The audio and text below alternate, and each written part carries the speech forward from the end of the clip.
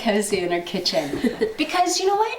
Comfort food is like, there's nothing better than comfort food.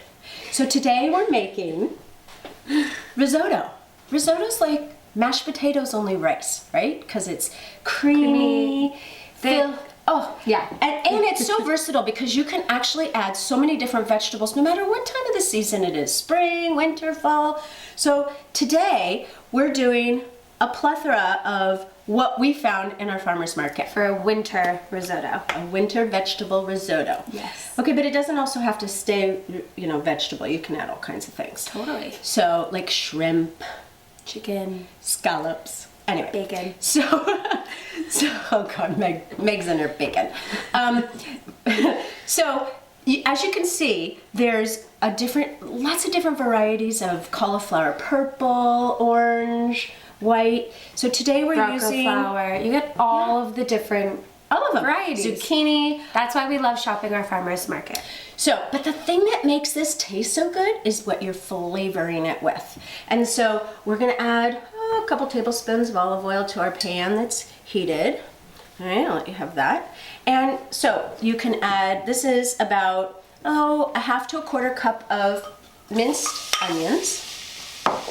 And then we have the leek. The leek sweetens everything. And this is the flavor of your risotto. That's right.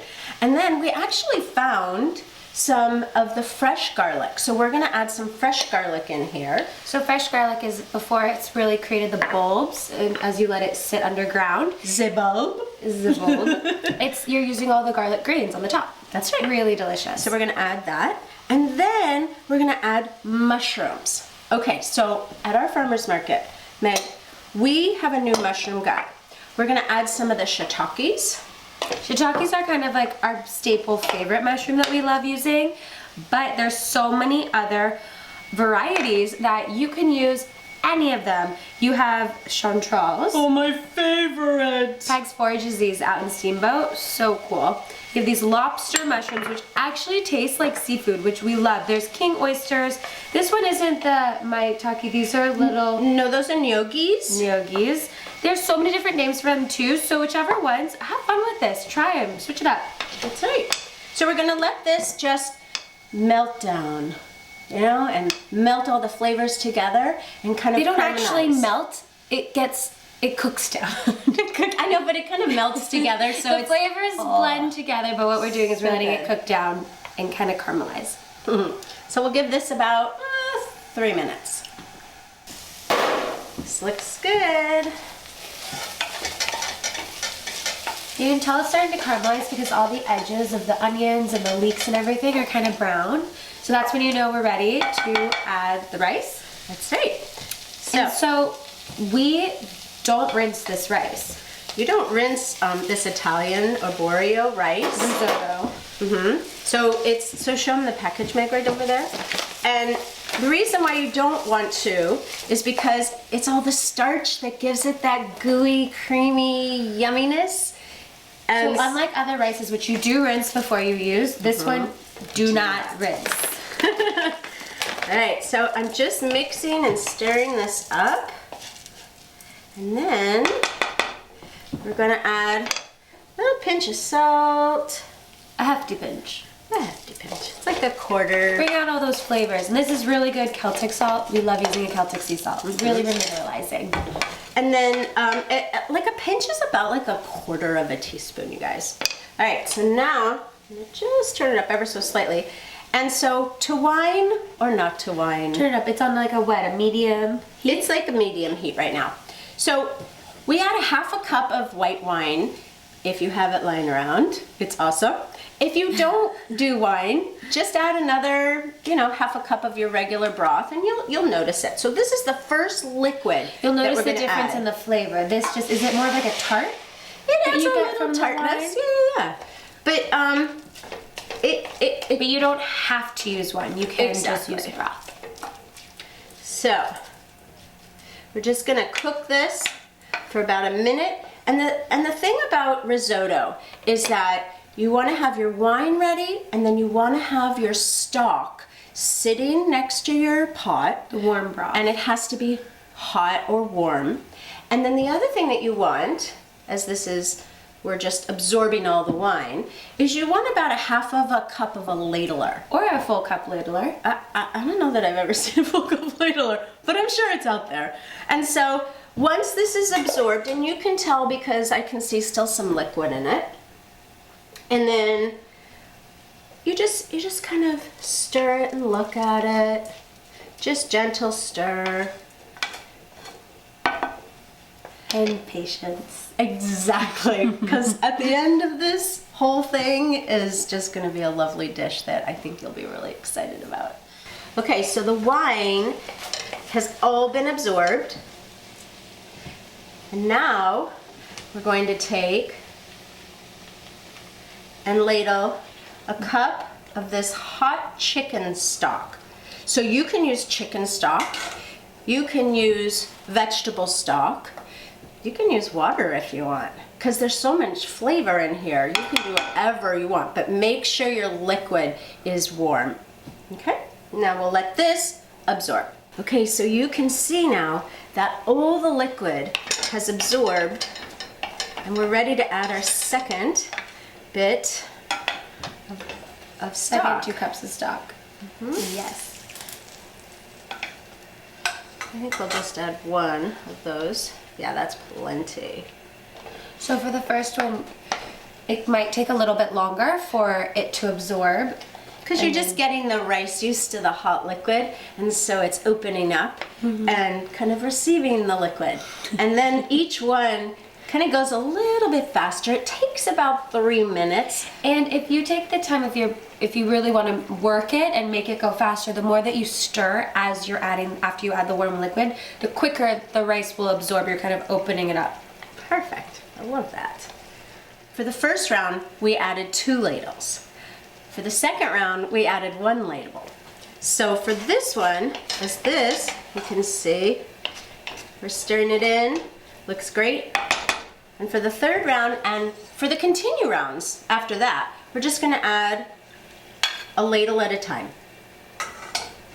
And this is just so that we are letting it absorb, but you add the half a ladle, kind of mix it in, and then let it sit to fully absorb, and then you'll stir it around before we add the next one. Right, but it's not the half ladle, it's the full ladle. It's just full about ladle, a just half not a cup. 2 of them. Yeah. And really good. I know.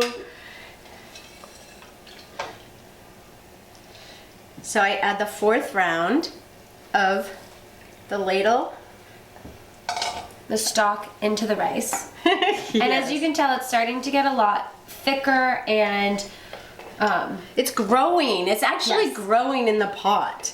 because that's what it's doing. The rice is absorbing all that liquid and getting bigger and getting to that nice creamy risotto texture that we love. It's so awesome. I love this dish. This dish is a fabulous side dish with a beautiful dinner, piece of fish or chicken. I mean, we're loading it up, so this is a great, like, kind of a one-pot meal. As you get to it, I mean, you add really whatever to this. It's so good. We are just about ready. All right, we're gonna give it a taste. How do we tell that we're just about ready? How do you know when to stop? So what you want to do is take that little rice mag. Okay. Not with your mouth, that's too Why? hot. Because that's too hot. You want to take it in with your, and so the texture of it should just feel al dente, just light al dente, right? Like, it still has a little crunch to it. Little bite. So I'm going to add 1 more of our ladles. This is round, I believe it's 5. And then we're gonna just But again, it can vary. That's why you taste it. That's right. This is a really good place to go ahead now and begin to add our blanched vegetables. So we're waiting until it's pretty much fully cooked, because these vegetables are already blanched, which means they're already par cooked. So you're not needing to cook them all the way through fully. It's just we're now warming them. And you'll see there's a little bit right there where it's getting, it's a thickness of the chicken broth as it's mixed into the rice. And so now That's that starchiness. That's why you don't rinse this rice. it's so delicious. And now what we're gonna do is just begin to add. So we have little baby, you want them little and Bite small. size. All Bite size. And so we're gonna put a little bit of the blanched broccoli in. See, this is where I've dumped the whole thing in because I don't mind the rice to veggie ratio because it's really good. I mean, this is, in my mind, one pot. We're not adding anything else. So we have the sugar snap peas, the cauliflower, and the broccoli, all bite-sized and mixed in. Right, and then, I mean, look at how full that is. It started at just a little bit of rice at the bottom, and we have this entire pot. It's crazy how big it all grows. It See, grows. that's what I'm talking about. Let's put it all in. let's put it all in. Okay, and then go ahead and grab the pesto. So Meg and I made this kale pesto. Well, you can get our homemade pesto, which we even have a video for it, so you can check that out on our channel.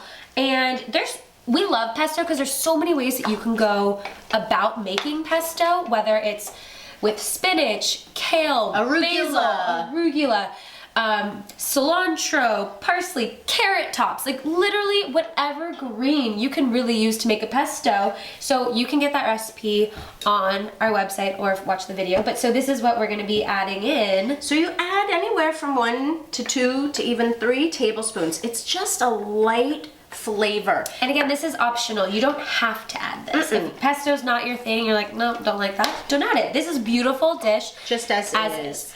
And you can add fresh herbs too. You could just add minced parsley or minced basil, and it would be a lovely dish. You could even add minced tarragon if you're adding a fish to it. So now what I need, Meg, is the pecorino romano. And this is what I love about ours, is it's not too cheesy because you're getting so much creaminess from the risotto itself. Speaking of the creaminess, and a little bit of butter. I'm gonna add just a tablespoon of butter in here as well. That's just gonna make it even creamier. And it pulls all the flavors together, that little bit of butter. I think it just enhances it all. And so if you are vegan and you don't want to use, there's butter alternatives, and or lactose intolerant. Or lactose intolerant. Yeah, you don't need to add the dairy. No, you can to this. You can add. There's plenty of wonderful. Follow your heart. It's really good. A Parmesan that's a dairy-free and soy-free. Yeah. It's. Okay. I know my mouth is salivating. I can't wait to try this. Look at how it's grown, Megan. So beautiful. And look at all the veggies. This is why you don't want to skimp on the veggies. Put the full. What is it? A cup of veggies per vegetable? It's a half a cup. Half a cup. It is. It's a total half a cup. Beautiful. And so there's so many different things we can top it with. We could eat it totally as is. However, when you're serving, it's really lovely when you add just a little more of the freshly grated either Parmesan cheese, pecorino romano. So good. You can add this, or you can just add the fresh parsley. Fresh parsley. Beautiful. You can add parsley. Or some of these are green onions you can put on top.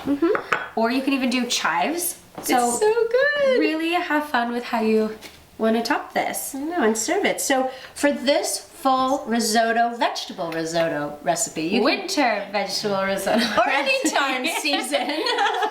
It's just great. It's just a comfort food. So for this full recipe, you can go to currygirlskitchen.com. You can follow us on Facebook and Instagram, Pinterest, Twitter. We're constantly posting a ton more recipes just like this. And every Wednesday, we have a new YouTube video just for you. So subscribe so you know when we post them.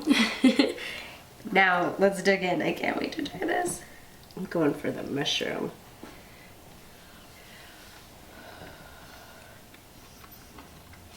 So good. Soul food, you guys. Soul food.